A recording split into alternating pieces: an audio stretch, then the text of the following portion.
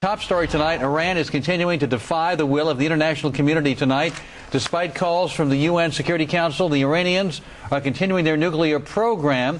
Is the only way to stop them with U.S.-led airstrikes. Well, joining us now, U.S. Fox News, I should say, military analyst, General Thomas McInerney, and Fox News foreign affairs analyst, Ali Reza Jafarzadeh. We thank you both for being with us. General, let me go to you first. Yes, they're continuing their nuclear program, but according to the IAEA, it is so minuscule that it can only be used for energy. It cannot be used for anything else. The report this week said they found no proof of a weapons program and that they're complying with inspections to allow the agency to inspect its uranium work. So why all the ginning up of emotions about Iran? Alan, I've got a bridge I want to sell you. Was the IAEA lying? Look, yes. Why? The fact is, that's a good question.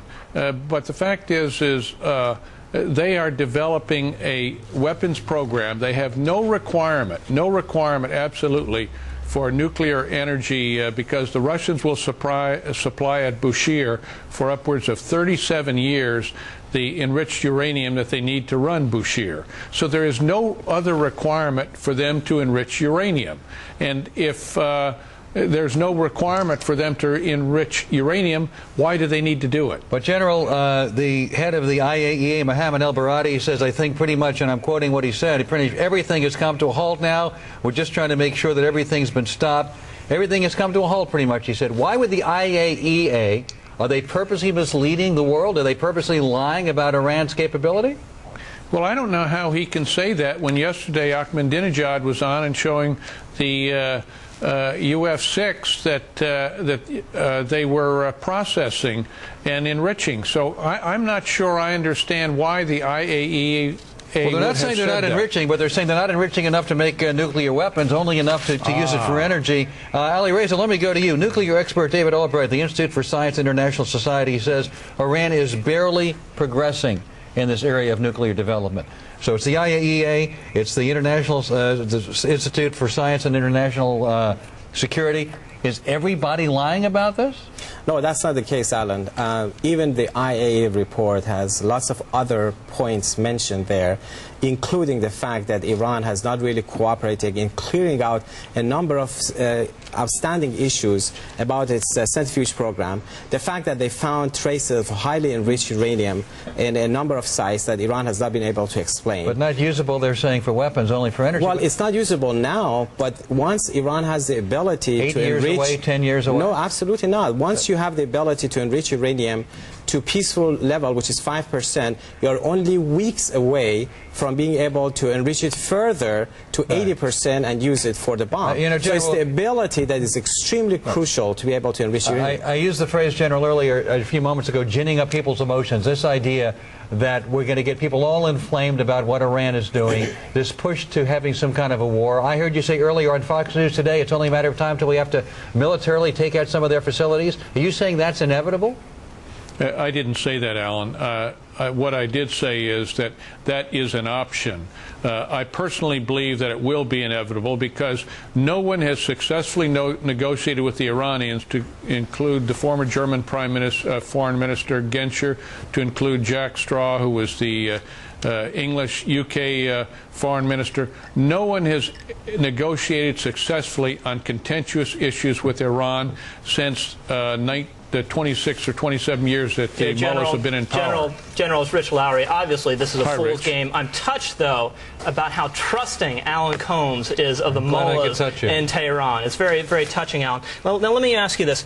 So many people say over and over again, the critics of the administration, we have to talk to the Iranians. That's the key to this crisis, talking to the Iranians. We have a very reasonable offer on the table to talk to the Iranians. We say we'll talk to you, we'll normalize relations, we'll give you all sorts of goodies in your civilian nuclear program. If you just do one thing, stop enriching uranium and abide by the UN resolution, and they haven't done it. Absolutely, Richard. I think this clearly shows that Iran has no intention to stop its nuclear weapons program. all they're doing, using the negotiations to buy time while the program has been progressing. It's amazing how Iran has developed its program over the past 3 years while the negotiations were going on.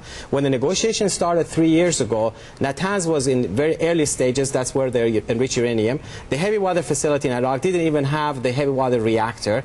The facility in Isfahan was not even able to convert uranium from yellow cake to uranium hexafluoride. They can now do all of that while the negotiations were going on. The regime is now a lot bolder, a lot more defined than it was when the negotiations started. That's obviously the answer to the questions Alan was raising. They're playing for time. Every day that passes plays to their benefit because they gain more expertise. And the answer about El-Baradei is this guy has an agenda, General. He obviously wants to stop any U.S. military action from even being contemplated in this thing. And you pointed out wisely how negotiations have never worked with the Iranians. What chances are there of sanctions if we actually get them to work in this crisis? Because the kind of things that seem to be talked about in the paper are very minuscule. You know, things like travel bans. Is that really going to change this regime?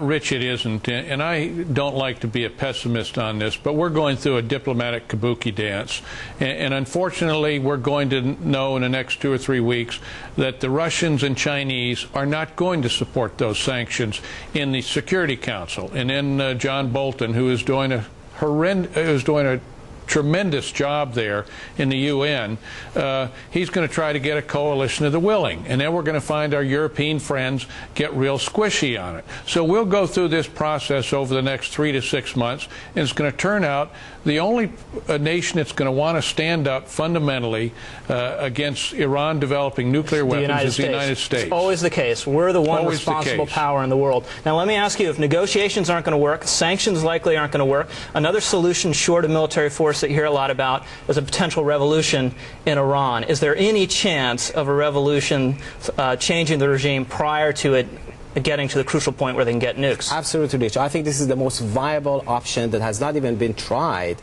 by the West because the main Achilles heel of the Ayatollahs, the main Achilles heel of Ahmadinejad, is its domestic situation. There were some 4,000 anti-government demonstrations in the past 1 year all over the country. The younger generation of Iran, the women, were in the streets demonstrating against the regime, yet the West was so quiet about this, have not been doing anything.